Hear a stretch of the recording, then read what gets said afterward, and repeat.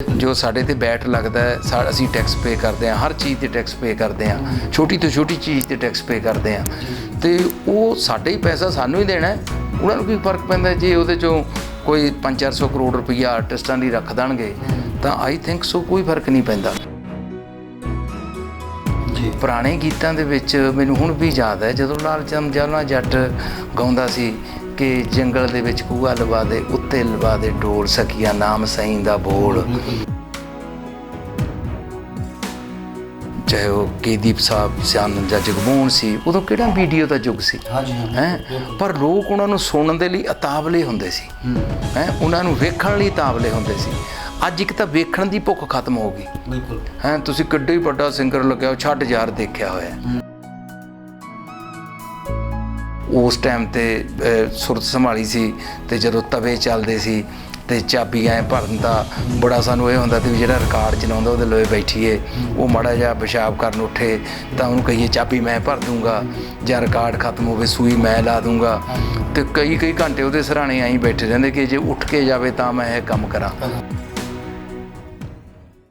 Avon entertainment देखे सारे दर्शकों का मैं अजय सोता स्वागत करदा जी। लैके आया प्रोग्राम गल्लां दिल दियां गीतां दे नाल, जिस विच अज साडे नाल मौजूद ने हिंदुस्तान दे नहीं दुनिया विच मशहूर पम्मी बाई जी, जिन्हां दा पूरा नाम है परमजीत सिंह, लेकिन प्यार नाल लोग इन्हां नूं बाई जी कहंदे है। बहुत अच्छे इंसान, बहुत अच्छे कलाकार ने, और इस तो बाद ये सब तो वड्डी गल ये है जी, ये कलाकार नहीं देखदे कि मैं कलाकार हाँ या मैं लोगों के विच नहीं जाना। ये वो कलाकार ने जो लोगों के विच जाते हैं, किसानी संघर्ष जाते हैं, किसी दुख तकलीफ के विच उहदी मदद भी करते हैं, हर पासे ये जिहड़े है सरगर्म रहंदे है। तो अज उन्होंने मुलाकात करते हैं जी। पम्मी भाई जी थोड़ा स्वागत करते हैं जी असीं अपने channel A1 entertainment. Thank you Ajay सोता जी, तो सारे तुहाडे दर्शकों नूं मैं अपने दिल दीआं गहराइयां चों मोह भरी सत श्री अकाल, आदाब ते नमस्कार रखदा। भाई जी अज का जो दौर जा रहा है, सब तो पहले तुम कुछ नहीं करांगे भी जो अज का दौर जा रहा है वो किसानी का दौर है। किसान सड़कों पर रुल रहे हैं, बहुत सद हो रहे हैं, 300 तो उपर मौतें हो चुकिया ने। तुसीं इहदे बारे की कहना चाहोगे कि सरकार की कमजोरी है कि असीं कमजोर हाँ? नहीं, देखो वड्डी गल ये हैगी है कि इहदे च कल्ली केंद्र सरकार, मौजूदा केंद्र सरकार ही जिम्मेवार नहीं, पुरानियां सरकारां सूबे दियां सरकारां भी उन्नियां ही जिम्मेवार ने जिन्नी अजकल प्रेजेंट केंद्र की सरकार जिम्मेवार है जी। तो मैं डे वन तो इस किसानी घोल दे नाल जुड़िया होया, क्योंकि बेसिकली मैं किसान दा पुत्त हाँ, खुद किसान हाँ, जन्मजात तो किसान हाँ, कलाकार तो मैनूं लोकां ने बनाया है। बिल्कुल। तो मैं पता नहीं कितनी बारी वख-वख बॉर्डरां दे उत्ते, हरियाणे के ਵੱਖ-ਵੱਖ ਥਾਵਾਂ ਦੇ ਉੱਤੇ, ਪੰਜਾਬ ਦੀਆਂ ਵੱਖ-ਵੱਖ ਥਾਵਾਂ ਦੇ ਉੱਤੇ ਇਹਨਾਂ ਰੋਸ ਧਰਨਿਆਂ ਰੈਲੀਆਂ ਦੇ ਵਿੱਚ ਸ਼ਾਮਲ ਹੋ ਚੁੱਕੇ ਹਾਂ ਤੇ 5 ਗੀਤ ਵੀ ਗਾ ਚੁੱਕੇ ਹਾਂ ਕਿਸਾਨੀ ਦੇ ਉੱਤੇ ਜੀ। क्योंकि जो कलाकार के तौर पर मैं योगदान पा सकदा वो योगदान पाया है, जो एक किसान के पुत होने के नाते योगदान पा सकदा वो योगदान पा रहे हैं, स्टिल पा रहे हैं। तो पर भारत ते हुकूमत करने वाली सरकार नूं ये लगता है कि ये लड़ाई महज पंजाब ते हरियाणा या थोड़ा जिहा यूपी लड़ रहा है जी, तो जद कि साडे लोग ही सचेत ने, दूसरे भारत च बसते किसानां नालों साडे लोग वध सचेत ने, तो इन्हां मारू नीतियां नूं बहुत चंगी तरह तो समझते हैं। अज देश समुच्चा देश किस पासे नूं तुर रहा है, तुसीं मेरे तो वध ज्ञानवाचक हो, तुसीं वध जाणदे हो कि देश की हुकूमत जिहड़ी हैगी है साडे ਇਹੋ ਜਿਹੀਆਂ ਚਲਦੀਆਂ ਚੀਜ਼ਾਂ, ਇਹੋ ਜਿਹੇ ਚੱਲਦੇ ਅਸੈਟਸ ਜਿਹੜੇ ਸਰਕਾਰ ਨੇ ਕਿੰਨੇ ਸਾਲਾਂ 'ਚ ਇੱਥੇ ਤੱਕ ਪਹੁੰਚਾਇਆ ਸੀ, ਉਹਨਾਂ ਸਾਰਿਆਂ ਨੂੰ ਹੌਲੀ ਹੌਲੀ ਕਰਕੇ ਖੋਰਾ ਲਾ ਰਹੇ ਨੇ ਤੇ ਉਹ ਕਾਰਪੋਰੇਟ ਹਾਊਸਿਸ ਦੇ ਹੱਥਾਂ ਦੇ ਵਿੱਚ ਦੇ ਰਹੇ ਨੇ। ਸਾਡੇ 에ਅਰਪੋਰਟਸ ਨੇ, ਸਾਡੀਆਂ ਬੰਦਰਗਾਹਾਂ ਨੇ, ਸਾਡੇ ਸੈਟੇਲਾਈਟ ਚੀਜ਼ਾਂ ਨੇ, ਸਾਡੇ ਕਹਿੰਦੇ ਨੇ BSNL ਐਡਾ ਵੱਡਾ ਅਦਾਰਾ ਸੀ ਭਾਰਤ ਸਰਕਾਰ ਦਾ, ਪਰ ਉਹਨੂੰ ਵੀ ਐਡਾ ਵੱਡਾ ਖੋਰਾ ਲਾ ਦਿੱਤਾ ਇਹਨਾਂ ਨੇ, ਇਹਨਾਂ ਦੀਆਂ ਪਾਲਿਸੀਆਂ ਨੇ ਖੋਰਾ ਲਾ ਦਿੱਤਾ ਹੈ। ਸਾਡੇ ਬੈਂਕ ਗਿਰਵੀ ਹੋ ਰਹੇ ਨੇ, ਸੋ ਬੜੀਆਂ ਚੀਜ਼ਾਂ ਨੇ, ਇਹਦੇ 'ਚ ਬਹੁਤ ਚੀਜ਼ਾਂ ਸ਼ਾਮਲ ਨੇ ਕਿ ਜਿਹੜਾ ਇਹ ਸਿਸਟਮ ਹੈਗਾ ਇਹਦੇ ਪਿੱਛੇ ਵਰਲਡ ਬੈਂਕ, WTO, IMF ਇਹੋ ਜਿਹੀਆਂ ਏਜੰਸੀਆਂ ਨੇ ਜਿਹੜੀਆਂ ਕੰਮ ਕਰਦੀਆਂ ਨੇ ਇਸ ਮਾਡਲ ਦੇ ਪਿੱਛੇ। ਸੋ ਇਹ ਸਰਕਾਰ ਜਿਹੜੀ ਹੈਗੀ ਹੈ ਲੱਖਾਂ ਕਰੋੜਾਂ ਦੇ ਕਰਜ਼ੇ ਥੱਲੇ ਦਬੀ ਹੋਈ ਹੈ ਭਾਰਤ ਦੀ ਸਰਕਾਰ। ਤੇ ਸਾਡੇ ਦੇਸ਼ 'ਚ ਗਰੀਬੀ ਦੀ ਗੁਰਬਤ ਇੱਕ ਪਾਸੇ ਹੈ, ਬੇਰੁਜ਼ਗਾਰੀ ਦੀ ਗੁਰਬਤ ਇੱਕ ਪਾਸੇ ਹੈ, 7.5 ਕਰੋੜ ਬੱਚਾ ਰੁਜ਼ਗਾਰ ਮੰਗਦਾ ਫਿਰਦਾ ਹੈ ਦੇਸ਼ ਦੀਆਂ ਸਰਕਾਰਾਂ ਤੋਂ, ਪਰ ਕੋਈ ਜਵਾਬ ਨਹੀਂ, ਕਿਉਂਕਿ ਇਹਨਾਂ ਨੂੰ ਪਤਾ ਲੱਗ ਗਿਆ ਪ੍ਰੈਜ਼ੀਡੈਂਟ ਹਕੂਮਤ ਨੂੰ ਕਿ ਜਿਹੜਾ ਬੰਦਾ ਰੌਲਾ ਪਾਉਂਦਾ ਪਾਈ ਜਾਓ, ਉਹਦੇ ਖਿਲਾਫ ਰੌਲਾ ਪਾਉਣਾ ਸ਼ੁਰੂ ਕਰ ਦਿਓ, ਹੋਰ ਚੀਜ਼ ਦਾ ਰੌਲਾ ਪਾਉਣਾ ਸ਼ੁਰੂ ਕਰ ਦਿਓ ਤਾਂ ਕਿ ਲੋਕਾਂ ਦਾ ਧਿਆਨ ਉੱਧਰ ਨੂੰ ਡਿਵਰਟ ਕਰ ਦਈਏ। ਸੋ ਉਸ ਡਿਵਰਟੀਫਿਕੇਸ਼ਨ ਦੇ ਵਿੱਚ ਇਹ ਜਿਹੜਾ ਰੋਲ ਘਚੌਲ ਚੱਲ ਰਿਹਾ ਹੈ। ਪਰ ਅਸੀਂ ਬਾਰਡਰਾਂ ਦੇ ਉੱਤੇ ਸਟਿਲ ਬੈਠੇ ਨੇ ਸਾਡੇ ਬੰਦੇ, ਈਵਨ ਦੈਨ ਕਿ ਅਸੀਂ ਆਪਦੀਆਂ ਵਾਢੀਆਂ ਵੀ ਕਰਨ ਡਏ ਹਾਂ, ਪਰ ਫਿਰ ਵੀ ਇੱਥੋਂ ਸੰਯੁਕਤ ਕਿਸਾਨ ਮੋਰਚੇ ਵੱਲੋਂ ਵੀ ਸਰਦਾਰ ਜੋਗਿੰਦਰ ਸਿੰਘ ਅਗਰਾਹਾਂ, ਏਕਤਾ ਅਗਰਾਹਾਂ ਯੂਨੀਅਨ ਵੱਲੋਂ ਵੀ ਵੱਡੀ ਪੱਧਰ 'ਤੇ ਉੱਤੇ 21 ਤਰੀਕ ਨੂੰ ਫਿਰ ਦੁਬਾਰੇ ਇੱਕ ਲਾਮਬੰਦ ਹੋ ਕੇ ਜਥਾ ਜਿਹੜਾ ਹੈਗਾ ਦਿੱਲੀ ਦੇ ਬਾਰਡਰਾਂ 'ਤੇ ਗਿਆ। ਅਤੇ ਇਸ ਕਰਕੇ ਮੈਂ ਇਸ ਕਿਸਾਨ ਘੋਲ ਦੇ ਵਿੱਚ ਪੂਰਾ ਨਿਰੰਤਰ ਜੁੜਿਆ ਹੋਇਆ। ਉਹਦੇ ਨਾਲ ਨਾਲ ਅਸੀਂ ਇੱਕ ਕੰਮ ਹੋਰ ਵੀ ਕਰ ਰਹੇ ਹਾਂ। ਇਹ ਕੰਮ ਤਾਂ ਸਾਡੇ ਲੀਡਰ ਕਰ ਰਹੇ ਨੇ, ਕਿਉਂਕਿ ਮੈਂ ਲੀਡਰ ਨਹੀਂ, ਕਿਸਾਨ ਕਿਸੇ ਵੀ ਜਥੇਬੰਦੀ ਦਾ ਮੈਂ ਲੀਡਰ ਨਹੀਂ, ਮੈਂ ਉਹਨਾਂ ਦਾ ਸਹਿਯੋਗੀ ਹਾਂ, ਉਹਨਾਂ ਦੇ ਹੁਕਮਾਂ 'ਤੇ ਫੁੱਲ ਚੜਾਉਣ ਵਾਲਾ ਬੰਦਾ। ਪਰ ਅਸੀਂ ਇੱਕ ਪੰਜਾਬ ਦੇ ਵਿੱਚ ਉਹ ਸ਼ੁਰੂ ਤਾਂ ਕੀਤੀ ਸੀ NGO 2019 ਦੇ ਵਿੱਚ ਸਹਾਇਤਾ ਦੇ ਨਾਂ 'ਤੇ। ਸਾਡੇ ਕੁਝ ਦੋਸਤ ਨੇ, ਕੁਝ NRI ਡਾਕਟਰਸ ਨੇ ਜਿਨ੍ਹਾਂ ਨੇ ਸ਼ੁਰੂ ਕੀਤੀ ਸੀ, ਪਰ ਅਸੀਂ ਹੁਣ ਉਹਨੂੰ ਬਹੁਤ ਬੂਰ ਪਾਇਆ ਕਿ ਸਾਡੇ ਪੰਜਾਬ ਦੇ ਵਿੱਚ ਖੁਦਕੁਸ਼ੀਆਂ ਕਰਨ ਵਾਲੇ ਕਿਸਾਨਾਂ ਤੇ ਮਜ਼ਦੂਰਾਂ ਦੀ ਗਿਣਤੀ ਬਹੁਤ ਹੈ ਤੇ ਦੇਸ਼ 'ਚ ਵੀ ਬਹੁਤ ਹੈਗੀ ਹੈ, ਪਰ ਪੰਜਾਬ 'ਚ ਵੀ ਬਹੁਤ ਹੈਗੀ ਹੈ। ਅਸੀਂ ਉਹਨਾਂ ਬੱਚਿਆਂ ਦੀ, ਉਹਨਾਂ ਦੇ ਖੁਦਕੁਸ਼ੀਆਂ ਕਰਨ ਵਾਲੇ ਤਾਂ ਤੁਰ ਜਾਂਦੇ ਨੇ, ਅਸੀਂ ਉਸ ਬਾਪ ਨੂੰ ਵਾਪਸ ਤਾਂ ਲਿਆ ਨਹੀਂ ਸਕਦੇ, ਪਰ ਉਹਦੇ ਜਿਹੜੇ ਕੁਝ ਫਰਜ਼ ਅਧੂਰੇ ਰਹਿ ਜਾਂਦੇ ਨੇ ਕਿ ਉਹਨਾਂ ਬੱਚਿਆਂ ਦੀ ਤਾਲੀਮ, ਉਹਨਾਂ ਬੱਚਿਆਂ ਦਾ ਰੱਖ ਰਖਾਓ, ਉਹਨਾਂ ਦੀਆਂ ਕਿਤਾਬਾਂ, ਉਹਨਾਂ ਦੀਆਂ ਫੀਸਾਂ, ਤੇ ਉਹ ਕੌਣ ਦੇਵੇ? ਪਿੱਛੇ ਬੇਰੁਜ਼ਗਾਰੀ ਦਾ ਆਲਮ ਹੁੰਦਾ ਹੈ, ਕਿਉਂਕਿ ਖੁਦਕੁਸ਼ੀ ਇਸੇ ਕਰਕੇ ਕਿਸਾਨ ਜਾਂ ਮਜ਼ਦੂਰ ਕਰਦਾ ਹੈਗਾ। ਤੇ ਅੱਜ ਪ੍ਰੈਜ਼ੈਂਟ ਸਿਚੁਏਸ਼ਨ ਦੇ ਵਿੱਚ 1500 ਬੱਚਾ ਜਿਹੜਾ ਹੈਗਾ ਇਸ ਤਹਿਤ ਸਹਾਇਤਾ ਵੱਲੋਂ ਜਿਹੜਾ ਹੈਗਾ ਸਪਾਂਸਰ ਕੀਤਾ ਗਿਆ। ਤੇ ਅਸੀਂ ਹੁਣ ਵੀ ਸਟਿਲ ਪੰਜਾਬ ਦੇ ਵੱਖ-ਵੱਖ 40 ਕੁ ਥਾਵਾਂ ਦੇ ਉੱਤੇ ਇਹ ਅਸੀਂ ਕੰਮ ਸ਼ੁਰੂ ਕੀਤਾ। ਉਸ ਮਿਸ਼ਨ ਦਾ ਨਾਮ ਰੱਖਿਆ ਜਾਗਦਾ ਪੰਜਾਬ ਮਿਸ਼ਨ। ਤੇ ਉਹ ਜਾਗਦਾ ਪੰਜਾਬ ਮਿਸ਼ਨ ਸਾਡਾ ਕੰਮ ਇਹ ਹੈ ਕਿ ਅਸੀਂ ਲੋਕਾਂ ਨੂੰ ਜਗਾ ਰਹੇ ਹਾਂ, ਲੋਕਾਂ ਨੂੰ ਦੱਸ ਰਹੇ ਹਾਂ ਕਿ ਲੋਕੋ, ਜੇ ਤੁਹਾਡੇ ਪਿੰਡ ਦੇ ਵਿੱਚ ਕੋਈ ਵੀ ਇਸ ਤਰ੍ਹਾਂ ਦਾ ਕੋਈ ਸ਼ਖਸੀਅਤ ਹੈ, ਕੋਈ ਇਸ ਤਰ੍ਹਾਂ ਦਾ ਬੰਦਾ ਜੋ ਕਹਿੰਦੇ ਨੇ ਸਾਡੇ ਰੁਖਸਤ ਹੋ ਗਿਆ ਸਾਤੋਂ, ਜਾਂ ਕਹਿੰਦੇ ਨੇ ਕੋਈ ਵੀ ਬੰਦਾ ਆਪਦੇ ਬੱਚਿਆਂ ਨੂੰ ਪੜ੍ਹਾਉਣ ਯੋਗ ਨਹੀਂ ਰਿਹਾ ਤੇ ਉਹ ਸੁਸਾਈਡ ਕਰ ਚੁੱਕਿਆ, ਚਾਹੇ ਉਹ ਮਜ਼ਦੂਰ ਹੈ ਚਾਹੇ ਕਿਸਾਨ ਹੈ, ਸਾਨੂੰ ਦੱਸੋ। ਅਸੀਂ ਹਰ ਪਿੰਡ ਦੇ ਵਿੱਚ ਆਪਦੀਆਂ ਇਕਾਈਆਂ ਸਥਾਪਿਤ ਕਰ ਰਹੇ ਹਾਂ, ਉੱਥੇ ਇੱਕ ਪ੍ਰਧਾਨ ਸਥਾਪਿਤ ਕਰ ਰਹੇ ਹਾਂ, ਇੱਕ ਜ਼ੋਨ ਦਾ ਪ੍ਰਧਾਨ ਸਥਾਪਿਤ ਕੀਤਾ ਹੈਗਾ ਜਿਹੜਾ ਅਲੱਗ-ਅਲੱਗ ਪਿੰਡਾਂ ਨੂੰ ਦੇਖਦਾ ਹੈਗਾ। ਤੇ ਉਹਦੇ 'ਚ ਅਸੀਂ ਮਨਰੇਗਾ ਸਕੀਮ ਦੇ ਤਹਿਤ ਲੋਕਾਂ ਨੂੰ ਲਾਭਪਾਤਰੀ ਕਾਰਡ ਬਣਾ ਰਹੇ ਹੈਗੇ ਹਾਂ, ਉਹਨਾਂ ਨੂੰ ਦੱਸ ਰਹੇ ਹਾਂ ਕਿ 5 ਏਕੜ ਤੋਂ ਥੱਲੇ ਕਿਸਾਨ ਵੀ ਮਨਰੇਗਾ ਸਕੀਮ ਦੇ ਵਿੱਚ ਆਉਂਦਾ, ਉਹ ਵੀ ਇਹਨਾਂ ਚੀਜ਼ਾਂ ਨੂੰ ਲੈ ਸਕਦਾ, ਪੈਸੇ ਲੈ ਸਕਦਾ ਭਾਰਤ ਸਰਕਾਰ ਦੀਆਂ ਜਿਹੜੀਆਂ ਲਾਭਪਾਤਰੀ ਸਕੀਮਾਂ ਨੇ।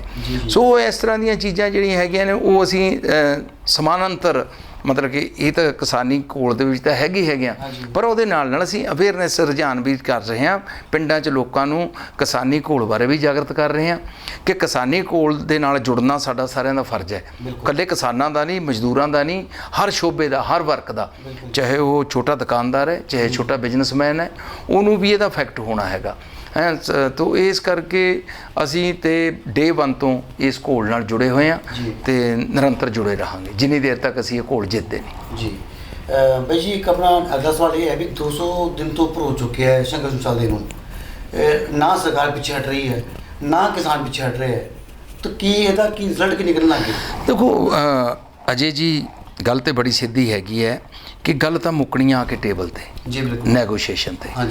ਕੋਈ ਵੀ ਦੁਨੀਆ ਦੀ ਕਿਤੇ ਵੀ ਲੜਾਈ ਹੁੰਦੀ ਹੈ, ਕਿਤੇ ਵੀ ਕੋਈ ਇਸ ਤਰ੍ਹਾਂ ਦੇ ਮਸਲੇ ਖੜਦੇ ਨੇ ਤੇ ਉਹ ਨੈਗੋਸ਼ੀਏਸ਼ਨ ਦੇ ਟੇਬਲ ਤੇ ਆ ਕੇ ਹੀ ਉਹਨਾਂ ਨੂੰ ਸਮੇਟਿਆ ਜਾਂਦਾ ਹੈ। ਤੇ ਸਾਡੀ ਕਿਸਾਨ ਯੂਨੀਅਨ ਦੇ ਕਿਸਾਨ ਸਿਆਣੇ ਨੇ ਤੇ ਭਾਰਤ ਸਰਕਾਰ ਜਿਹੜੀ ਹੈਗੀ ਹੈ ਉਹ ਹਾਲੇ ਤਾਂ 2 ਮਈ ਤੱਕ ਤਾਂ ਰੁੱਝੀ ਹੋਈ ਹੈ 5 ਰਾਜਾਂ ਦੀਆਂ ਚੋਣਾਂ 'ਚ। ਉਹਨਾਂ ਨੂੰ ਤਾਂ ਦੇਸ਼ 'ਚ ਫੈਲ ਰਿਹਾ ਕਰੋਨਾ ਵੀ ਨਹੀਂ ਦਿਖ ਰਿਹਾ ਤੇ ਉਹ ਤਾਂ ਵੱਡੀਆਂ ਰੈਲੀਆਂ ਤੇ ਸਾਡੀ ਸੁਪਰੀਮ ਕੋਰਟ ਖਾਮੋਸ਼, ਸਾਡਾ ਸਭ ਤੋਂ ਵੱਡਾ ਜਿਹੜਾ ਅਦਾਰਾ ਹੈਗਾ ਇਲੈਕਸ਼ਨ ਕਮਿਸ਼ਨ ਉਹ ਖਾਮੋਸ਼ ਹੈ ਤੇ ਉਹ ਮੋਦੀ ਸਾਹਿਬ ਰੈਲੀਆਂ ਕਰ ਰਹੇ ਨੇ, ਇੰਨੀਆਂ ਭੀੜਾਂ ਜਟਾ ਰਹੇ ਨੇ ਤੇ ਕਿਸੇ ਨੇ ਉਹਨਾਂ ਨੂੰ ਰੋਕਿਆ ਨਹੀਂ ਹੈਗਾ ਕਿ ਤੁਸੀਂ ਇਹ ਕੀ ਕਰ ਰਹੇ ਹੋ। ਅਮਿਤ ਸ਼ਾਹ ਜੀ ਕਰ ਰਹੇ ਨੇ ਜਾਂ ਆਪੋਜੀਸ਼ਨ ਪਾਰਟੀਆਂ ਕਰ ਰਹੀਆਂ ਨੇ। ਨਹੀਂ ਹੋਣਾ ਚਾਹੀਦਾ ਸੀ ਕਿ ਇੰਨੀ ਦੇਰ ਕੀ ਫਰਕ ਪੈਂਦਾ ਸੀ ਉੱਥੇ ਰਾਸ਼ਟਰਪਤੀ ਰਾਜ ਕਰਦਾਂ ਦੇ ਜਾਂ ਉਹਨੂੰ ਥੋੜ੍ਹੀ ਦੇਰ ਤੱਕ ਹੋਰ ਐਕਸਟੈਂਡ ਕਰ ਦਿੰਦੇ ਸਰਕਾਰਾਂ ਨੂੰ ਕਿ ਇਸ ਮਹਾਮਾਰੀ ਦੇ ਦਰਮਿਆਨ ਤੁਸੀਂ ਚੋਣਾਂ ਜ਼ਰੂਰੀ ਕਰਾਉਣੀਆਂ ਨੇ। ਇੱਕ ਪਾਸੇ ਲੋਕ ਮਰ ਰਹੇ ਨੇ, ਤੁਹਾਡੇ ਕੋਲ ਵਿਵਸਥਾ ਨਹੀਂ ਹੈਗੀ, ਤੁਸੀਂ ਸਿਲੰਡਰ ਆਕਸੀਜਨ ਨਹੀਂ ਸਪਲਾਈ ਕਰ ਰਹੇ ਹਸਪੀਟਲਸ ਨੂੰ। ਹਸਪੀਟਲ ਦੀ ਇੰਨੀ ਸ਼ਰਮਨਾਕ ਹਾਲਤ ਹੈਗੀ ਹੈ ਕਿ ਸਾਡੇ 130 ਕਰੋੜ ਦੇ ਕਹਿੰਦੇ ਨੇ ਮੁਲਕ ਦੇ ਵਿੱਚ ਸਿਰਫ ਤੇ ਸਿਰਫ 20 ਲੱਖ ਬੰਦੇ, 20 ਲੱਖ ਬੈੱਡ ਨੇ।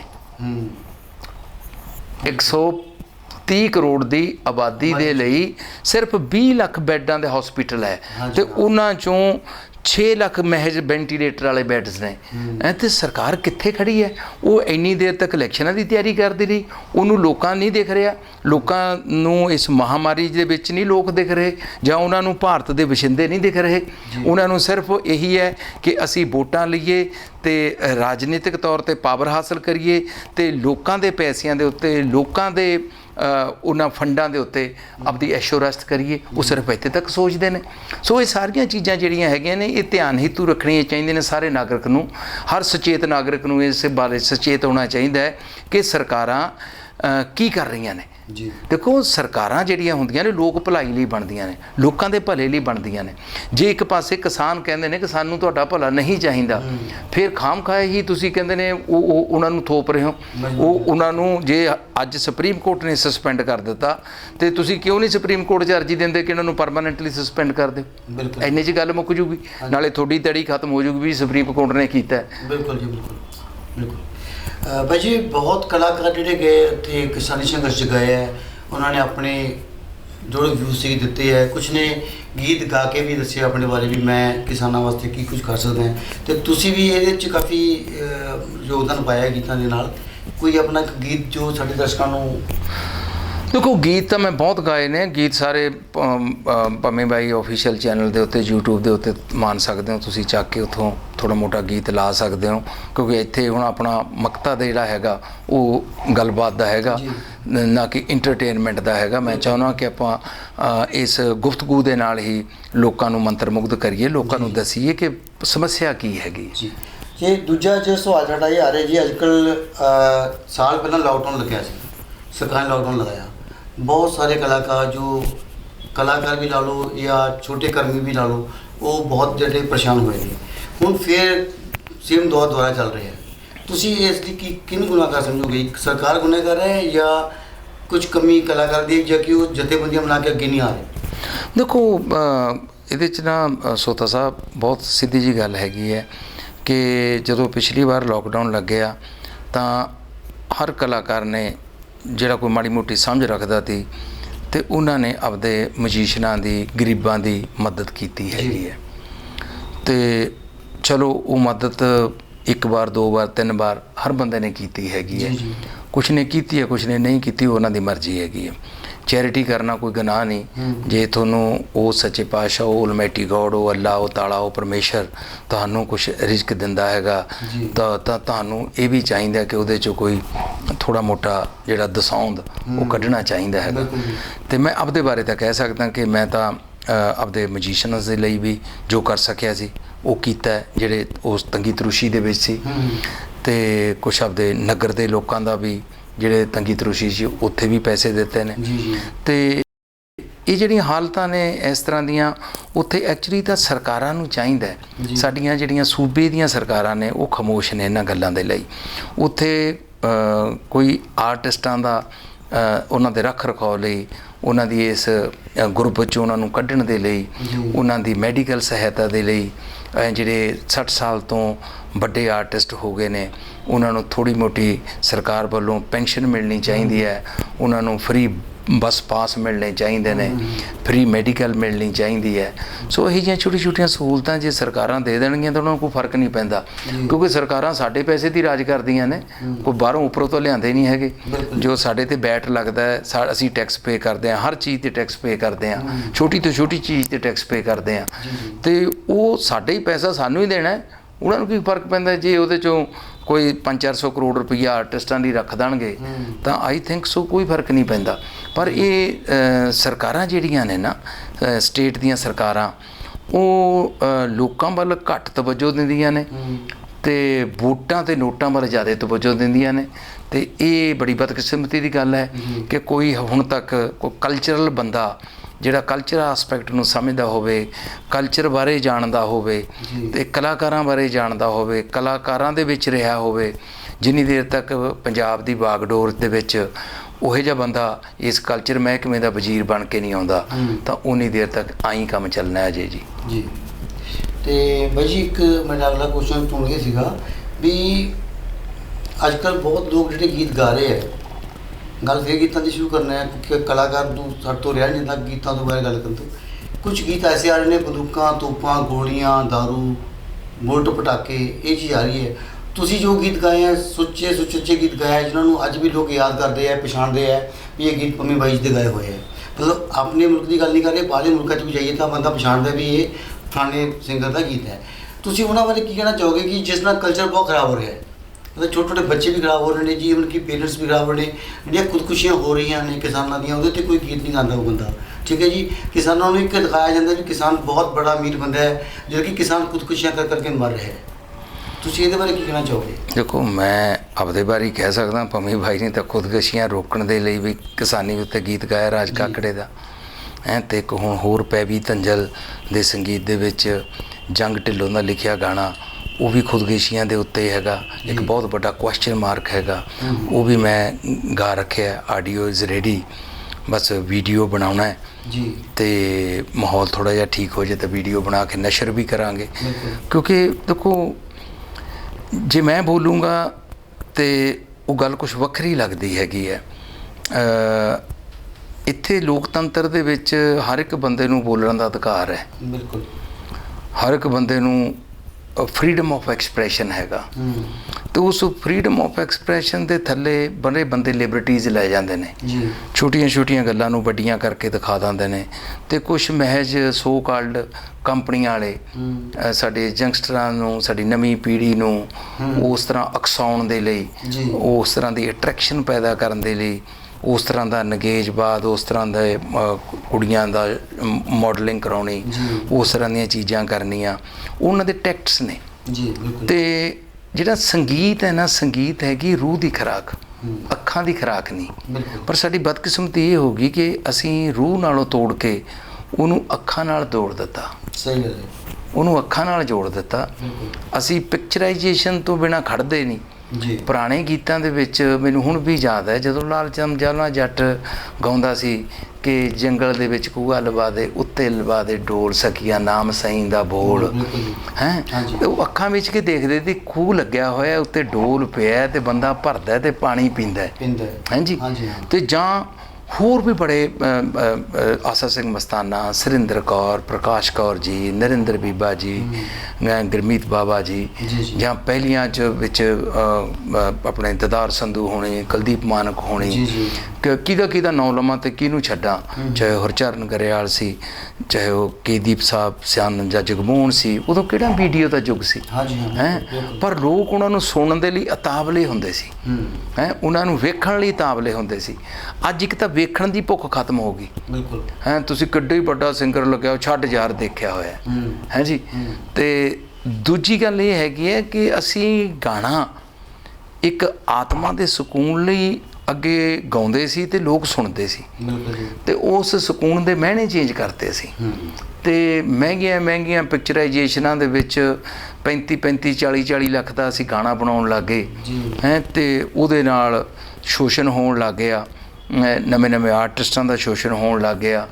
ਤੇ ਪਲੱਸ ਇਹ ਜਿਹੜੀਆਂ ਸਾਰੀਆਂ ਚੀਜ਼ਾਂ ਨੇ ਇਹ ਇੱਕ ਦਿਨ ਨਹੀਂ ਹੋਈਆਂ, ਵਨਸ ਏ ਡੇ ਨਹੀਂ ਹੋਈਆਂ, ਹੌਲੀ ਕਰਦਿਆਂ ਉਹ ਅੱਜ ਇਸ ਮੁਕਾਮ ਤੱਕ ਪਹੁੰਚ ਗਈਆਂ ਨੇ ਕਿ ਇੱਥੋਂ ਹੁਣ ਵਾਪਸ ਮੁੜਨਾ ਬਹੁਤ ਔਖਾ ਹੈ ਜੀ। ਤੇ ਇਹ ਯੁੱਗ ਜਦੋਂ ਪਲਟੂਗਾ, ਜਦੋਂ ਕੁਛ ਉਸ ਤਰ੍ਹਾਂ ਦੇ ਨਫਾਸਤ ਵਾਲੇ ਬੰਦੇ ਫਿਰ ਆਉਣਗੇ, ਫਿਰ ਉਹ ਸੋਚਣਗੇ, ਫਿਰ ਬੈਠਣਗੇ, ਫਿਰ ਕਹਿਣਗੇ ਅਸੀਂ ਹੁਣ ਅੱਕ ਗਏ ਹਾਂ, ਥੱਕ ਗਏ ਹਾਂ ਧੂ ਧੜੱਕੇ ਤੋਂ, ਇਹ ਸਾਰੀਆਂ ਚੀਜ਼ਾਂ ਤੋਂ, ਇਹਨੂੰ ਬੰਦ ਕਰੋ ਹੈ। ਤੇ ਇਹ ਯੁੱਗ ਸਾਈਕਲ ਹੈ, ਇਹ ਐਂ ਚੱਲਦਾ ਹੀ ਰਹਿੰਦਾ, ਰੁਕਦਾ ਨਹੀਂ। ਹਾਂਜੀ ਹੈਂ ਤੇ 5-7 ਯੁੱਗ ਤਾਂ ਮੈਂ ਹੀ ਆਪਦੇ ਸਮੇਂ ਨਾਲ ਪਲਟਾਤੇ ਨੇ ਹਾਂਜੀ। ਹੈਂ ਤੇ ਮੈਂ ਆਪਦੇ ਆਪ ਨੂੰ ਉਸ ਟਾਈਮ ਤੇ ਸੁਰਤ ਸੰਭਾਲੀ ਸੀ ਤੇ ਜਦੋਂ ਤਵੇ ਚੱਲਦੇ ਸੀ ਤੇ ਚਾਬੀ ਐਂ ਭਰਨ ਦਾ ਬੜਾ ਸਾਨੂੰ ਇਹ ਹੁੰਦਾ ਤੇ ਵੀ ਜਿਹੜਾ ਰਿਕਾਰਡ ਚਲਾਉਂਦਾ ਉਹਦੇ ਲਵੇ ਬੈਠੀਏ, ਉਹ ਮਾੜਾ ਜਿਹਾ ਪਿਸ਼ਾਬ ਕਰਨ ਉੱਠੇ ਤਾਂ ਉਹਨੂੰ ਕਹੀਏ ਚਾਬੀ ਮੈਂ ਭਰ ਦੂੰਗਾ, ਜਾਂ ਰਿਕਾਰਡ ਖਤਮ ਹੋਵੇ ਸੂਈ ਮੈਂ ਲਾ ਦੂੰਗਾ।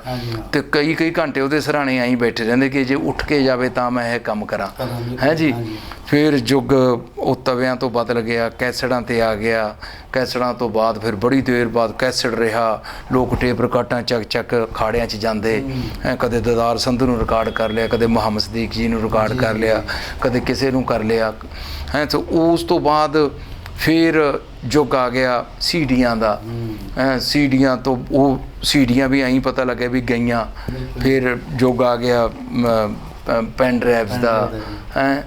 ਤੇ ਹੁਣ ਤਾਂ ਪੈਨ ਡਰਾਈਵਾਂ ਵੀ ਖਤਮ ਹੋ ਰਹੀਆਂ ਨੇ, ਹੁਣ ਤਾਂ ਸੌਫਟਵੇਅਰ ਹੀ ਇਹੋ ਜਿਹੇ ਆ ਗਏ ਨੇ ਕਿ ਤੁਹਾਡੇ ਮੋਬਾਈਲਾਂ 'ਚ ਹੀ ਸਾਰਾ ਕੁਝ ਬਣ ਗਿਆ। ਸੋ ਇਹ ਯੁੱਗ ਜਿਹੜੇ ਆਏ ਨੇ ਚੇਂਜ ਹੁੰਦੇ ਤੇ ਅਸੀਂ ਤਾਂ ਆਪਣੀ ਜ਼ਿੰਦਗੀ ਦੇ ਵਿੱਚ ਲਾਈਵ ਰਿਕਾਰਡਿੰਗਸ ਤੋਂ ਸ਼ੁਰੂ ਕੀਤੀ ਦੀ ਜ਼ਿੰਦਗੀ। ਜਦੋਂ ਸਾਰੇ ਮਿਊਜ਼ੀਸ਼ੀਅਨ ਆਏ ਬਹਿੰਦੇ ਸੀ ਇੱਕ ਹਾਲ ਦੇ ਵਿੱਚ ਤੇ ਉੱਥੇ ਪਹਿਲਾਂ ਰਿਹਰਸਲ ਹੁੰਦੀ, ਫਿਰ ਇੱਕ ਸਾਊਂਡ 'ਤੇ ਰਿਹਰਸਲ ਹੁੰਦੀ, ਫਿਰ ਉਹ ਤੋਂ ਮਗਰੋਂ ਕਿਤੇ ਜਾ ਕੇ ਟੇਕ ਹੁੰਦਾ ਤੇ ਟੇਕ ਸਿਰੇ ਚੜ੍ਹਦਾ, ਤਾੜੀਆਂ ਵੱਜਦੀਆਂ ਤੇ ਉਹ ਗੱਲਾਂ 'ਚੋਂ ਨਿਕਲ ਕੇ ਫਿਰ ਹੌਲੀ 2 ਟਰੈਕ ਤੋਂ ਬਾਅਦ 4 ਟਰੈਕ ਆਇਆ, 8 ਟਰੈਕ ਆਇਆ, 60 ਟਰੈਕ ਆਇਆ, 32 ਆਇਆ। ਇਹ ਯੁੱਗਾਂ ਦੇ ਪਲਟਾਓ ਨੇ। ਅੱਜ ਗਾਉਣਾ ਸੌਖਾ ਹੋ ਗਿਆ, ਸਾਡੇ ਵਕਤ ਔਖਾ ਬਹੁਤ ਸੀ। ਉਦੋਂ ਉਹੀ ਸਿੰਗਰ ਬਣਦਾ ਸੀ ਜਿਹਦੇ ਕੰਠ 'ਚ ਦਮ ਤੀ ਤੇ ਜਿਹੜਾ ਬੰਦਾ ਰਿਆਜ਼ ਕਰਦਾ ਸੀ। ਅੱਜ ਕੱਲ੍ਹ ਰਿਆਜ਼ ਦੀ ਲੋੜ ਕੋਈ ਨਹੀਂ ਜੀ। ਤੁਸੀਂ ਘਰੇ ਬਾਥਰੂਮ 'ਚ ਗੁਣਗੁਣਾਓ ਤੇ ਜਾ ਕੇ ਸਟੂਡੀਓ 'ਚ ਗਾਇਓ ਤੇ ਸਿੱਧ ਪੱਧਰਾ ਸੌਫਟਵੇਅਰ ਨੇ ਕਰ ਦੇਣਾ, ਫੈਕਟ ਫੂਕਟ ਲਾ ਕੇ ਤੁਹਾਨੂੰ ਐਡਾ ਵੱਡਾ ਸਾਬਤ ਕਰ ਦੇਣਾ ਕਿ ਲੋਕਾਂ ਨੇ ਤੁਹਾਡੇ ਪਿੱਛੇ ਭੱਜਣਾ ਸ਼ੁਰੂ ਕਰ ਦੇਣਾ। ਹਾਂਜੀ, ਬਸ ਇੰਨੀ ਕੁ ਕਹਾਣੀ ਹੈ। ਬਾਈ ਜੀ, ਸੰਗੀਤ ਦੇ ਨਾਲ ਸੁਣਨ 'ਚ ਆਇਆ ਵੀ ਤੁਸੀਂ ਫਿਲਮਾਂ ਵੱਲ ਵੀ ਕੁਝ ਰੁਝਾਨ ਰੱਖਿਆ ਹੈ? ਨਹੀਂ, ਫਿਲਮਾਂ ਕੀਤੀਆਂ ਬੜੀਆਂ ਨੇ। ਹਾਂਜੀ, ਫਿਲਮਾਂ ਦੇਖੋ, ਮੈਂ ਆਪਦਾ ਕੈਰੀਅਰ ਤਾਂ ਸ਼ੁਰੂ ਕੀਤਾ ਸੀ ਪੁੱਤ ਜੱਟਾਂ ਦੇ ਤੋਂ ਜੀ, ਜਿਹੜੀ 1981-82 'ਚ ਬਣੀ ਸੀ, 82 'ਚ ਬਣੀ ਸੀ। ਤੇ ਉਦੋਂ ਮੈਂ ਉਸ ਫਿਲਮ ਦਾ ਪੁੱਤ ਜੱਟਾਂ ਦੇ ਬੁਲਾਉਂਦੇ ਬੱਕਰੇ ਜੋ ਜਨਾਬ ਚਰਨਜੀਤ ਹੂਜਾ ਦਾ ਸੰਗੀਤਬੱਧ ਸੀ ਤੇ ਸ਼ਿੰਦਾ ਸਾਹਿਬ ਨੇ ਗਾਇਆ ਸੀ ਜੀ, ਬਾਈ ਦੇਵ ਤਰੀਕਿਆਣਾ ਦਾ ਲਿਖਿਆ ਹੋਇਆ ਸੀ। ਤੇ ਉਹ ਗੀਤ ਦੀ ਕੋਰੀਓਗ੍ਰਾਫੀ ਉਸ ਫਿਲਮ ਦੇ ਵਿੱਚ ਮੈਂ ਕਰਵਾਈ ਸੀ ਜੀ।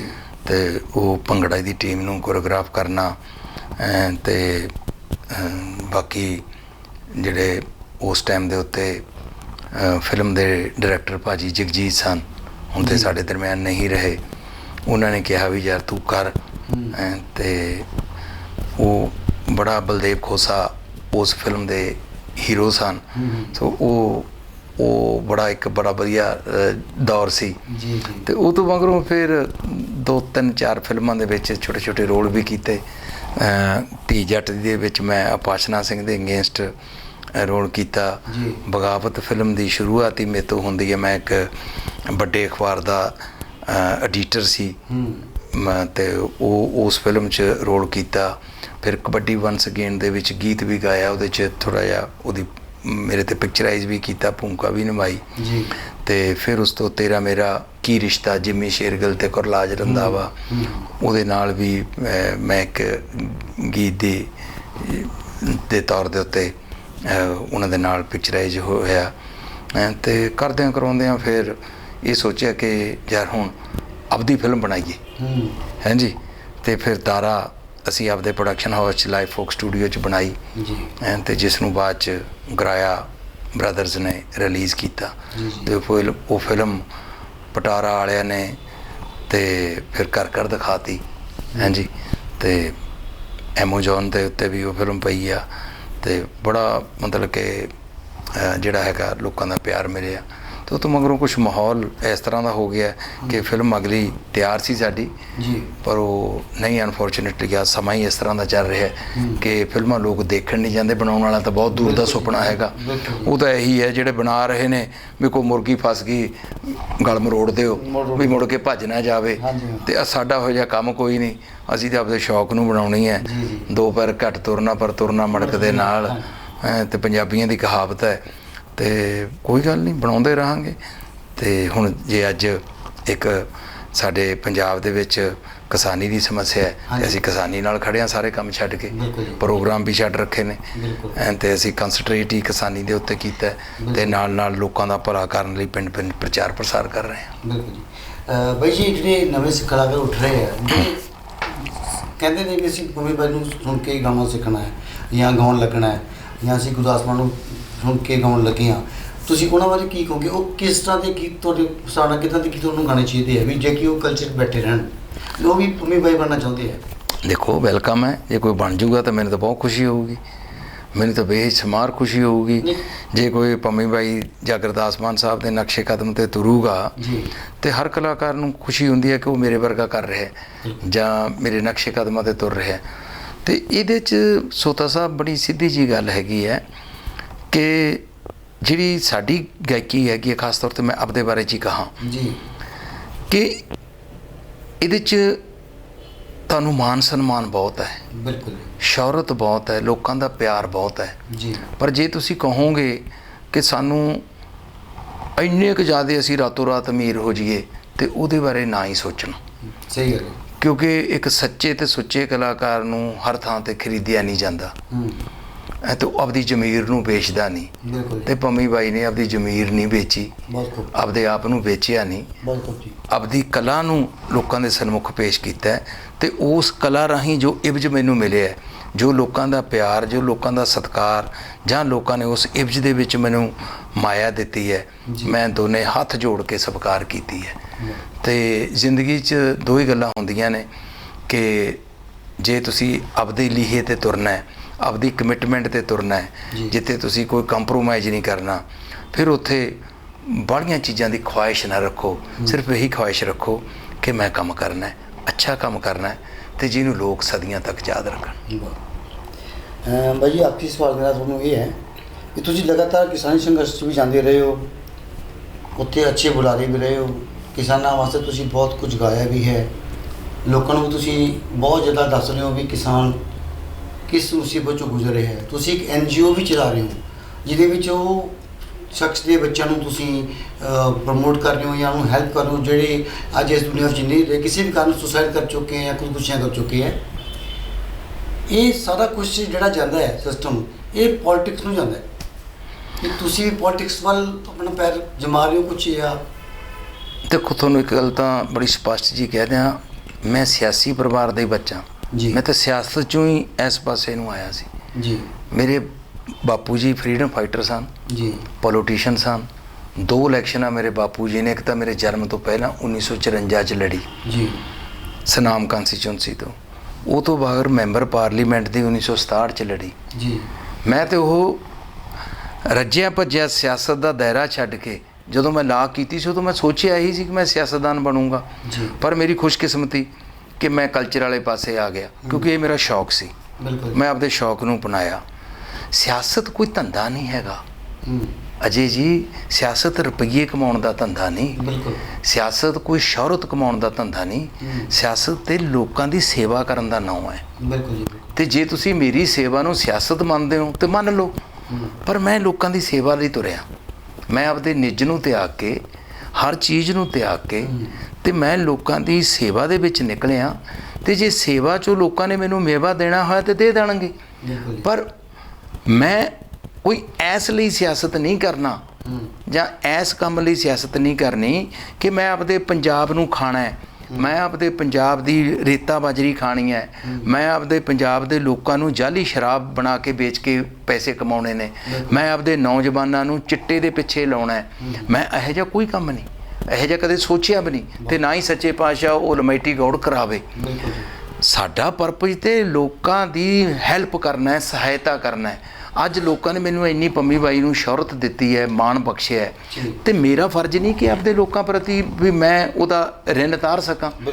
ਹੈਂ, ਜੇ ਅਸੀਂ ਕਿਸਾਨਾਂ ਦੀ ਗੱਲ ਕਰਦੇ ਹਾਂ ਤੇ ਅਸੀਂ ਤਾਂ ਮੋਰਚੇ 'ਚ 300 ਤੋਂ ਵੱਧ ਸ਼ਹੀਦ ਹੋਏ ਕਿਸਾਨਾਂ ਦੇ ਬੱਚਿਆਂ ਨੂੰ ਵੀ ਰੀਹੈਬਿਲਿਟੇਟ ਕਰ ਰਹੇ ਹਾਂ। ਹੁਣ ਪਿਛਲੇ ਦਿਨੀ ਜ਼ਿਲ੍ਹਾ ਫਰੀਦਕੋਟ ਦੇ ਵਿੱਚ ਇੱਕ 36 ਸਾਲ ਦਾ ਨੌਜਵਾਨ ਦੀ ਡੈਥ ਹੋਈ ਬਾਰਡਰ ਦੇ ਉੱਤੇ, ਤੇ ਉਹਦੇ 2 ਬੱਚੇ ਸੀ, ਬੇਟਾ ਬੇਟੀ। ਉਹਨਾਂ ਨੂੰ ਅਸੀਂ ਔਨ ਕੀਤਾ, ਬੜੀ ਸੰਗਤ ਦੇ ਵਿੱਚ ਔਨ ਕੀਤਾ ਕਿ ਜੇ ਅਸੀਂ ਹੋਰ ਤੇ ਕੁਝ ਨਹੀਂ ਕਰ ਸਕਦੇ, ਪਰ ਬੱਚਿਆਂ ਦੀ ਪੜ੍ਹਾਈ ਜਿਹੜੀ ਹੈਗੀ ਹੈ ਅਖੀਰ ਤੱਕ ਜਿੰਨੀ ਉਹ ਪੜ੍ਹਨਾ ਚਾਹੁੰਦੇ ਨੇ ਉਹਦੇ ਤੱਕ ਅਸੀਂ ਇਹਨਾਂ ਦੀ ਫ੍ਰੀ ਪੜ੍ਹਾਈ ਅਸੀਂ ਕਰਾਵਾਂਗੇ। ਸੋ ਇਹ ਜਿਹੜੇ ਕੰਮ ਹੁੰਦੇ ਨੇ ਇਹ ਲੋਕ ਗਲਤ ਸੋਚਦੇ ਨੇ, ਲੋਕਾਂ ਦੀ ਧਾਰਨਾ ਗਲਤ ਹੈ। ਦੇਖੋ ਮੇਰੇ ਬਾਪੂ ਜੀ ਜਦੋਂ ਸਿਆਸਤਦਾਨ ਬਣੇ ਉਹ ਪਹਿਲਾਂ ਫਰੀडम ਫਾਈਟਰ ਸੀ, ਪਹਿਲਾਂ ਦੇਸ਼ ਆਜ਼ਾਦ ਕਰਾਉਣ ਦੇ ਲਈ ਆਪਦੇ ਆਪ ਨੂੰ ਸਮਰਪਿਤ ਕੀਤਾ ਹੈ, ਤੇ ਉਹ ਤੋਂ ਬਾਅਦ ਉਹਨਾਂ ਨੇ ਲੋਕਾਂ ਦੀ ਸੇਵਾ ਕੀਤੀ। ਮੇਰੇ ਬਾਪ ਨੇ ਤਾਂ ਉਸ ਟਾਈਮ ਬਥੇਰਾ ਪ੍ਰਤਾਪ ਸਿੰਘ ਕੈਰੋਂ ਨੇ ਕਿਹਾ ਕਿ ਪੈਟਰੋਲ ਪੰਪ ਲੈ ਲੈ, NP ਪਰਮਿਟ ਲੈ ਲੈ, ਫਲਾਣਾ ਕੁਛ ਕਰ ਲੈ, ਪਰ ਮੇਰੇ ਬਾਪੂ ਨੇ ਹੱਥ ਬੰਨ੍ਹਤੇ ਹੈ ਵੀ ਬਈ ਮੈਨੂੰ ਇਹਨਾਂ ਚੀਜ਼ਾਂ ਦੀ ਲੋੜ ਨਹੀਂ, ਮੈਂ ਤਾਂ ਲੋਕਾਂ ਲਈ ਜੰਮਿਆ, ਲੋਕਾਂ ਲਈ ਮਰਨਾ ਹੈ ਤੇ ਲੋਕਾਂ ਦੀ ਸੇਵਾ ਕਰਨੀ ਹੈ। ਸੋ ਜਦੋਂ ਤੁਹਾਡੀ ਧਾਰਨਾ ਇਹ ਹੋਵੇ ਤਾਂ ਮੈਂ ਕਹਿੰਦਾ ਵੀ ਦੁਨੀਆ ਦਾ ਕੋਈ ਵੀ ਵੱਡੇ ਤੋਂ ਵੱਡਾ ਸਿਆਸਤਦਾਨ ਜਿਹੜਾ ਵੀ ਕੋਈ ਤੁਹਾਨੂੰ ਇਸ ਗੱਲ ਦੇ ਉੱਤੇ ਤੁਹਾਡੇ ਨਾਲ ਕੋਈ ਮਿਲਦਾ ਹੈ ਜਾਂ ਵਿਚਾਰ ਵਟਾਂਦਰਾ ਕਰਦਾ ਹੈ, ਉਹ ਤੁਹਾਨੂੰ ਸ਼ਾਬਾਸ਼ ਦੇਊਗਾ ਕਿ ਅਸਲ ਸਿਆਸਤਦਾਨ ਦਾ ਫਰਜ਼ ਹੀ ਇਹ ਹੈਗਾ, ਅਸਲ ਸਿਆਸਤਦਾਨ ਦਾ ਫਰਜ਼ ਹੀ ਇਹ ਹੈਗਾ ਕਿ ਜੇ ਦੇਸ਼ ਨੂੰ ਆਜ਼ਾਦ ਕਰਾਉਣ ਦੇ ਲਈ ਲੋਕਾਂ ਨੇ ਕੁਰਬਾਨੀਆਂ ਕੀਤੀਆਂ ਨੇ, ਉਹਨਾਂ ਨੇ ਇਹ ਥੋੜ੍ਹਾ ਸੀ ਕਿ ਵੀ ਅਸੀਂ ਇਸ ਕਰਕੇ ਸ਼ਹਾਦਤਾਂ ਦਾ ਜਾਮ ਪੀ ਰਹੇ ਹਾਂ ਕਿ ਅਸੀਂ ਬਾਅਦ 'ਚ ਐਸ਼ ਕਰਾਂਗੇ। ਨਹੀਂ, ਉਹ ਚਾਹੁੰਦੇ ਸੀ ਕਿ ਮੇਰੇ ਦੇਸ਼ ਦੇ ਲੋਕ ਖੁਸ਼ਹਾਲ ਰਹਿਣ, ਖੁਸ਼ ਰਹਿਣ। ਅੱਜ ਗਰੀਬਾਂ, ਮਜ਼ਦੂਰਾਂ, ਕਿਸਾਨਾਂ, ਮੁਲਾਜ਼ਮਾਂ, ਪੜ੍ਹਨ ਵਾਲੇ ਨੌਜਵਾਨਾਂ ਦਾ, ਬੇਰੁਜ਼ਗਾਰਾਂ ਦਾ ਹਾਲ ਕੀ ਹੋ ਰਿਹਾ ਹੈ? ਇਹ ਤਰਾਸਦੀ ਕਿਹਨਾਂ ਨੇ ਕੀਤੀ ਹੈ? ਇਹਨਾਂ ਪੋਲੀਟੀਸ਼ੀਅਨਾਂ ਨੇ ਕੀਤੀ ਹੈ। ਇਹ ਆਪਦੇ ਮਫਾਜ ਛੱਡ ਦੇਣ, ਇਹ ਆਪਦੀ ਐਸ਼ੋ ਰਾਸ਼ਤ ਛੱਡ ਦੇਣ ਤਾਂ ਸਾਡਾ ਆਹੀ ਪੰਜਾਬ ਇੰਨਾ ਖੁਸ਼ਹਾਲ ਹੋ ਸਕਦਾ ਹੈ। ਅੱਛੇ ਬੰਦੇ ਅੱਗੇ ਆ ਜਾਣ ਜਿਹੜੇ ਇਹ ਆਪਦਾ ਆਪ ਵਾਰ ਦੇਣ, ਆਪਦੇ ਬਾਰੇ 'ਚ ਇਹ ਕਹਿ ਦੇਣ ਕਿ ਲੋਕੋ ਮੇਰੇ ਕੋਲੇ ਆਹ ਕੁਛ ਹੈ, ਜੇ 5 ਸਾਲਾਂ ਤੋਂ ਬਾਅਦ ਕੋਈ ਮੇਰਾ ਵੱਧ ਵੀ ਕੁਛ ਦੇਖ ਲਓਗੇ ਤੇ ਜੁੱਤੀਆਂ ਤੁਹਾਡਾ ਤੇ ਸਿਰ ਮੇਰਾ ਹੈ। ਇਹ ਗੱਲ ਕਰਨ ਨਾ, ਕਿਹੜੇ ਕਹਿੰਦੇ ਨੇ ਜਿਹੜੇ ਲੀਡਰ ਨੇ ਕਰਦੇ ਨੇ, ਕੋਈ ਨਹੀਂ ਕਰਦਾ। ਪਰ ਸਾਡੇ ਲੋਕ ਵੀ ਬੇਵਕੂਫ ਨੇ। ਅਸੀਂ ਉਦੋਂ ਇਲੈਕਸ਼ਨਾਂ ਦੇ ਵਕਤ ਸ਼ਰਾਬ ਦੀ ਪੇਠੀ ਪਿੱਛੇ, 2 ਕਿਲੋ ਭੁੱਕੀ ਦੇ ਪਿੱਛੇ, ਮਾਸਾ ਫੀਮ ਦੇ ਪਿੱਛੇ, ਥੋੜ੍ਹੇ ਜਿਹੇ ਚਿੱਟੇ ਪਿੱਛੇ, ਰੁਪਈਆਂ ਪਿੱਛੇ ਆਪਦੀ ਜ਼ਮੀਰ ਵੇਚ ਦਿੰਦੇ ਹਾਂ, ਵੋਟਾਂ ਵੇਚ ਦਿੰਦੇ ਹਾਂ ਹੈ। ਤੇ ਫਿਰ ਅਸੀਂ ਕਹਿੰਦੇ ਜੇ ਸਾਡਾ ਕੁਛ ਕਰ ਨਹੀਂ ਰਹੀ ਸਰਕਾਰ, ਉਹ ਫਿਰ ਤੁਹਾਡੇ ਛਿੱਤਰ ਮਾਰਦੇ ਨੇ ਉਹੀ ਲੋਕ। ਸੋ ਇਹ ਹੈ ਕਿ ਜਿੰਨੀ ਦੇਰ ਤੱਕ ਤੁਸੀਂ ਲੋਕਾਂ 'ਚ ਵਿਚਰਦੇ ਲੋਕਾਂ ਨੂੰ ਅੱਗੇ ਨਹੀਂ ਲਿਆਓਗੇ, ਲੋਕਾਂ ਵਰਗੇ ਲੋਕਾਂ ਨੂੰ ਅੱਗੇ ਨਹੀਂ ਲਿਆਓਗੇ, ਉਹਨਾਂ ਨੌਜਵਾਨਾਂ ਨੂੰ ਅੱਗੇ ਨਹੀਂ ਲਿਆਓਗੇ ਜਿਹੜੇ ਪੜ੍ਹੇ ਲਿਖੇ ਨੌਜਵਾਨ ਨੇ, ਤੁਹਾਡੇ ਇਲਾਕੇ ਦੀ ਅੱਛੀ ਪ੍ਰਤੀਨਿਧਤਾ ਕਰ ਸਕਦੇ ਨੇ, ਤੁਹਾਡੀ ਆਵਾਜ਼ ਉੱਥੇ ਜਾ ਕੇ ਬੁਲੰਦ ਕਰ ਸਕਦੇ ਨੇ, ਉਨੀ ਦੇਰ ਤੱਕ ਤੁਸੀਂ ਇਸੇ ਤਰ੍ਹਾਂ ਹੀ ਇਹਨਾਂ ਵੱਖ-ਵੱਖ ਰਾਜਨੀਤਿਕ ਪਾਰਟੀਆਂ ਜਿਹੜੀਆਂ ਤੁਰੀਆਂ ਫਿਰਦੀਆਂ ਨੇ ਪੰਜਾਬ ਦੇ ਕੈਨਵਸ ਦੇ ਵਿੱਚ, ਇਹਨਾਂ ਤੋਂ ਇਸੇ ਤਰ੍ਹਾਂ ਛਿੱਤਰ ਖਾਂਦੇ ਰਹੋਗੇ। ਉਹ ਕਿਉਂ ਰਾਤੋਂ ਰਾਤ, ਕਿਉਂ 5 ਸਾਲਾਂ 'ਚ ਉਹਨਾਂ ਦੀਆਂ ਆਮਦਨਾਂ 4 ਗੁਣਾ ਹੋ ਜਾਂਦੀਆਂ ਨੇ, ਕਿਉਂ ਉਹਨਾਂ ਦੇ ਜਵਾਕ ਫਰਟਾਇਲ ਹੋ ਜਾਂਦੇ ਨੇ, ਕਿਉਂ ਉਹਨਾਂ ਦੇ ਥੱਲੇ ਏਡੀਆਂ ਵੱਡੀਆਂ ਗੱਡੀਆਂ ਆ ਜਾਂਦੀਆਂ ਨੇ? ਕਿਉਂਕਿ ਅਸੀਂ ਉਹਨਾਂ ਤੋਂ ਜਵਾਬ ਨਹੀਂ ਮੰਗਦੇ, ਅਸੀਂ ਉਹਨਾਂ ਤੋਂ ਪੁੱਛਦੇ ਨਹੀਂ। ਉਹ ਸਾਡੀ ਉਹ ਲੁੱਟ ਕਰਦੇ ਨੇ, ਕੋਈ ਸਰਕਾਰ ਨੂੰ ਨਹੀਂ ਲੁੱਟਦੇ, ਉਹ ਸਾਨੂੰ ਹੀ ਲੁੱਟਦੇ ਨੇ। ਸੋ ਇਸ ਕਰਕੇ ਲੋਕਾਂ ਨੂੰ ਸੁਚੇਤ ਹੋਣਾ ਪੈਣਾ ਹੈ ਅਜੇ ਜੀ। ਸੋ ਮੈਂ ਕਹਿੰਦਾ ਵੀ ਮੈਂ ਜ਼ਿਆਦਾ ਬੋਲ ਗਿਆ ਹੈਂ। ਸੋ ਤੁਹਾਡਾ ਬੜਾ ਧੰਨਵਾਦ ਕਿ ਤੁਸੀਂ ਮੈਨੂੰ ਆਪਦੇ ਚੈਨਲ ਤੇ ਲੈ ਕੇ ਆਏ ਹੋ। ਥੈਂਕ ਯੂ ਭਈਆ। ਤੇ ਇਹ ਸੀ ਜੀ ਪੰਮੀ ਬਾਈ ਜੀ, ਜੋ ਇੱਕ ਅੱਛੇ ਕਲਾਕਾਰ, ਅੱਛੇ ਐਕਟਰ, ਅੱਛੇ ਡਾਇਰੈਕਟਰ, ਅੱਛੇ ਇਨਸਾਨ ਨੇ ਤੇ ਜੋ ਆਪਣੀ NGO ਚਲਾ ਰਹੇ ਨੇ, ਕਿਸਾਨੀ ਸੰਘਰਸ਼ ਨਾਲ ਹਮੇਸ਼ਾ ਜੁੜੇ ਹੋਏ ਨੇ, ਉਹ ਅੱਗੇ ਵੀ ਜੁੜੇ ਰਹਿਣਗੇ। ਤੇ ਅਸੀਂ ਉਮੀਦ ਕਰਦੇ ਹਾਂ ਕਿ ਪਰਮਾਤਮਾ ਨੂੰ ਬਹੁਤ ਜ਼ਿਆਦਾ ਤਰੱਕੀ ਦੇਵੇ, ਇਹਨਾਂ ਦੀ ਹਰ ਖੁਆਇਸ਼ ਨੂੰ ਪੂਰੀ ਕਰੇ ਜੀ। ਮੈਂ ਅਜੇ ਸੋਤਾ ਤੁਹਾਡਾ ਸਾਰਿਆਂ ਦਾ ਧੰਨਵਾਦ ਕਰਦਾ ਜੀ। ਫਿਰ ਮੁਲਾਕਾਤ ਹੋਏਗੀ ਇੱਕ ਨਵੇਂ ਕਲਾਕਾਰ ਨੂੰ ਲੈ ਕੇ। ਸਤਿ ਸ਼੍ਰੀ ਅਕਾਲ ਜੀ। ਫ੍ਰੀ ਲੀਫ ਆਯੁਰਵੈਦਿਕ ਆਇਲ 125 ਬਿਮਾਰੀਆਂ ਦਾ ਸੰਪੂਰਨ ਇਲਾਜ, ਜਿਵੇਂ ਗਠੀਆ, ਸਰਵਾਈਕਲ, ਮਾਈਗ੍ਰੇਨ ਅਤੇ ਸਰੀਰ ਵਿੱਚ ਕਿਸੇ ਵੀ ਕਿਸਮ ਦੀ ਦਰਦ ਕਿਉਂ ਨਾ ਹੁੰਦੀ ਹੋਵੇ, ਇੱਥੋਂ ਤੱਕ ਕਿ ਬਲੌਕੇਜ ਦੇ ਨਾਲ ਬਣੀਆਂ ਕਈ ਬਿਮਾਰੀਆਂ ਦਾ ਇੱਕੋ ਇੱਕ ਇਲਾਜ ਹੈ ਫ੍ਰੀ ਰਿਲੀਫ ਆਯੁਰਵੈਦਿਕ ਆਇਲ, ਯਾਨੀ ਕਿ 125 ਬਿਮਾਰੀਆਂ ਦਾ ਸੰਪੂਰਨ ਇਲਾਜ। ਫ੍ਰੀ ਰਿਲੀਫ ਵਿਜ਼ੀਲੈਕਸ weight lose, ਮੋਟਾਪੇ ਤੋਂ ਪਰੇਸ਼ਾਨ ਹੋਣ ਦੀ ਜ਼ਰੂਰਤ ਨਹੀਂ, ਵਜ਼ਨ ਘਟਾਓ ਤੇ ਖੁਸ਼ ਹੋ ਜਾਓ। ਫ੍ਰੀ ਰਿਲੀਫ ਪਾਵਰ ਮਰਦਾਨਾ ਕਮਜ਼ੋਰੀ ਨੂੰ ਖਤਮ ਕਰਦਾ ਹੈ ਤੇ ਨਰਕ ਭਰੀ ਜ਼ਿੰਦਗੀ ਵਿੱਚ ਲਿਆਉਂਦਾ ਹੈ ਰੌਣਕ। ਫ੍ਰੀ ਰਿਲੀਫ ਪਾਵਰ ਕਬਜ਼ ਤੋਂ ਪਰੇਸ਼ਾਨ ਹੋਣ ਦੀ ਹੁਣ ਜ਼ਰੂਰਤ ਨਹੀਂ ਹੈ। ਕਬਜ਼ ਤੋਂ ਛੁਟਕਾਰਾ ਪਾਉਣ ਲਈ ਆ ਗਿਆ ਕਬਜ਼ ਹਰ ਚੂਰਨ। ਕਬਜ਼ ਹਰ ਚੂਰਨ ਨੂੰ ਅਪਣਾਓ ਤੇ ਕਬਜ਼ ਤੋਂ ਛੁਟਕਾਰਾ ਪਾਓ। ਹੁਣ ਤੱਕ ਲੱਖਾਂ ਮਰੀਜ਼ ਲੈ ਚੁੱਕੇ ਨੇ ਫਾਇਦਾ। ਵਧੇਰੇ ਜਾਣਕਾਰੀ ਲਈ ਤੁਸੀਂ ਸੰਪਰਕ ਕਰ ਸਕਦੇ ਹੋ 94 784 84087। ਨੰਬਰ ਇੱਕ ਵਾਰ ਫਿਰ ਤੁਸੀਂ ਨੋਟ ਕਰ ਸਕਦੇ ਹੋ 9478 484087